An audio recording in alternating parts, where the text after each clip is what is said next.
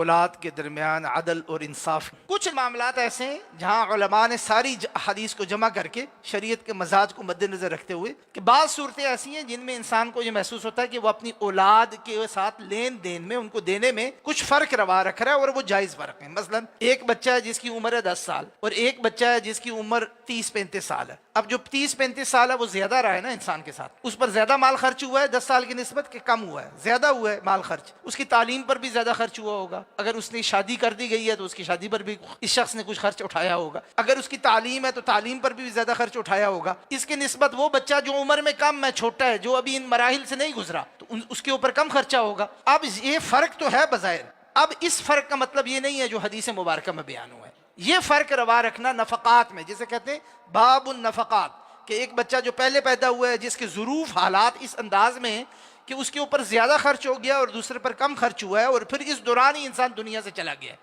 تو اب یہ کہنا کہ یہ گنہگار ہو گیا اس لیے کہ اس نے ایک پر بہت زیادہ خرچ کیا ہے دوسرے پہ کم خرچ کیا ہے، یہ جائز نہیں ہے، یہ اس حدیث مبارکہ میں نہیں آتی یہ بات۔ اس لیے نفقات کے باب میں جو جس زندگی کے مرحلے سے گزر رہا ہے، باپ نے اگر اس پر اپنے مال دولت سے، اپنے وسائل سے خرچ کیا ہے، اور اس کی نیت یہ ہے کہ باقی بھی جب ان مراحل میں آئیں گے تو میں اسی طرح ان پر خرچ کروں گا، تو یہ بالکل جائز اور درست ہے۔ یہ پہلی بات۔ دوسری بات اس سلسلے میں یہ بھی سمجھنے کی ہے، بسا اوقات اولاد میں سے کسی ایک کو، دو کو یا چند کے حالات و واقعات و ظروف ایسے ہو جاتے ہیں کہ ان کو زیادہ کسی وسیلے کی ضرورت ہوتی ہے، اور والدین میں سے کوئی ایک یا دونوں مل کر اپنے مال میں سے اس بچے کو دیتے ہیں۔ کوئی بہت مقروض ہو گیا، کاروبار میں نقصان ہو گیا، مقروض ہو گیا، تو وہ اس کو اگر اپنے حصے میں سے دیتے ہیں تو اکثریت میں علماء کا یہ خیال ہے کہ یہ بھی جائز ہے۔ یہ غیر ضروری عدل و انصاف کے خلاف نہیں ہے، یہ جائز ہے، مگر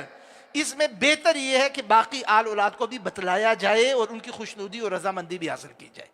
احسن طریقہ، بہتر طریقہ یہ ہے کہ یہ کام بھی چھپ کے نہ کیا جائے، باقی آل اولاد کو بھی بتلایا جائے کہ چونکہ آپ کا ایک بہن، آپ کے ایک بھائی، آپ میں سے ایک شخص یا دو شخص جو ہیں وہ خاص قسم کے حالات، بیمار ہو گیا، کوئی ایکسیڈنٹ ہو گیا، کوئی حالات اس کے ایسے ہو گئے ہیں کہ وہ والدین کے ساتھ رہتا ہے تو اس پہ زیادہ وسائل خرچ ہو گئے، تو یہ بات جو ہے اس قسم کی ضرورت کے وقت، حاجت کے وقت یہ تفریق روا رکھی جا سکتی ہے۔ تیسری شکل جو ہے، جو استثناء کی شکل ہے، وہ کیا ہے؟ وہ یہ کہ بس ہر چیز میں یہ برابری نہیں ہو سکتی۔ اگر ایک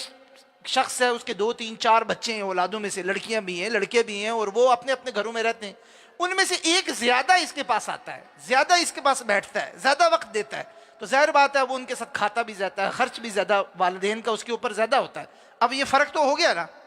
اب باقیوں کو بھی کیا وہ بلا کے برابر برابر کرے گا، جی میں نے کل ان کو یہ چیز چونکہ دی ہے اور یہ ایک تحفہ تھا، گھر میں آئے ہوئے تھے، کوئی کھانے کی چیز دے دی، کوئی چھوٹا موٹا ہدیہ دے دیا، تو آپ چونکہ آئے نہیں تو اب آ کے برابر کر لیں، نہیں، ان معمولی چیزوں میں برابری نہیں ہے۔ شریعت ان معمولی چیزوں کو نظر انداز کرتی ہے، ان کو معاف کر دیتی ہے، اس لیے اس بارے میں زیادہ فکر کرنے کی ضرورت نہیں ہے۔ جو بنیادی مقصد ہے نا وہ پیش نظر رہنا چاہیے، وہ کیا ہے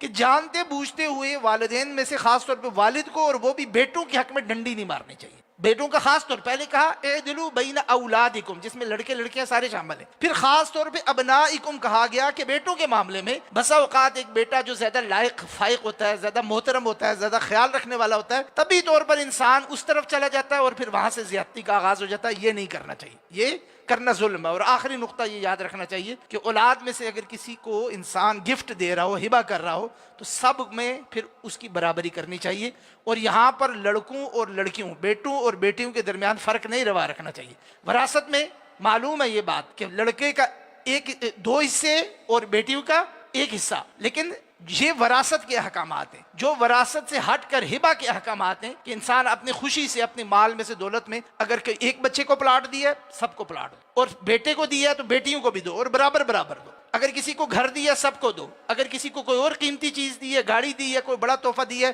معمولی چیزوں میں جیسے میں نے کہا کہ اللہ سبحانہ و تعالیٰ معاف کرنے والے، لیکن انسان کی نیت اس میں بھی صاف ہونی چاہیے۔ لیکن اگر بڑا ہبہ کا معاملہ ہے، گفٹ دینے کا معاملہ ہے، تحفہ دینے کا معاملہ ہے، اس میں برابری کرنی چاہیے، اور اس برابری میں بیٹوں اور بیٹیوں کے درمیان بھی کوئی تفریق روا نہیں رکھنی چاہیے۔ اللہ سبحانہ و تعالیٰ شریعت کے ان احکامات کو سمجھ کر عمل کرنے کی توفیق عطا فرمائے۔ سبحانک اللہم و بحمدک، اشہد ان لا الہ الا انت، استغفرک و اتوب الیک۔